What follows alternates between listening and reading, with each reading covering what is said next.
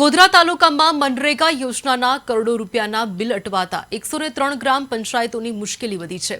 MNREGA portal ફરીથી ખોલવાની માંગ સાથે 103 સરપંચોને 33 તાલુકા પંચાયત સભ્યોએ સાંસદ રાજપાલસિંહ જાદવને રજૂઆત કરી છે। સરપંચોના જણાવ્યા મુજબ માર્ચ 2024થી પોર્ટલ બંધ હોવાથી અનેક વિકાસ કાર્યોના બિલની એન્ટ્રી અટવાઈ છે અને કરોડોની મટીરીયલ ગ્રાન્ટ પણ બાકી છે।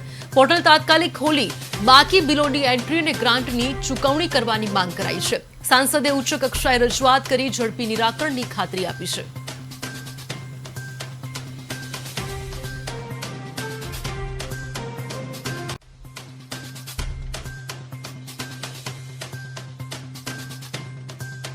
અને અમારી એન્ટ્રી થાય અને અમારા બિલોના નાણાં વહેલી તકે નીકળે એવી અમારી વિનંતી છે।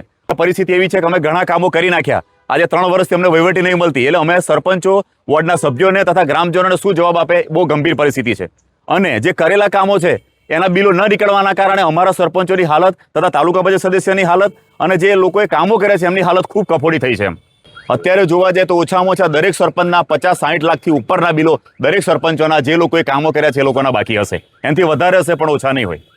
નહીં, આમાં તમે જે રીતના જોયું છે તે રીતના હવે મનરેગામાંથી જે યોજનાનું નામ બદલાયું છે જી રામજી થયું છે, તેની હેઠળ ઘણા બધા જે નિયમોને જે પહેલાં જે ચાલતું હતું એમાં ઘણો બધો ચેન્જીસ થયો છે। અત્યારે તેના માટેના લઈને જે યોજના મનરેગા બંધ કરી છે એનાથી જી રામજી થઈ છે, તો જે જૂના પેમેન્ટ કોઈક જિલ્લાના જે બાકી છે તેનો જલ્દી નિકાલ થાય, એનો જે પ્રશ્નો છે તે અમે સરકારશ્રીમાં રજૂઆત કરી તેનો ઉકેલ લાવવા માટેના હું તમામ પ્રયત્નો કરીશ।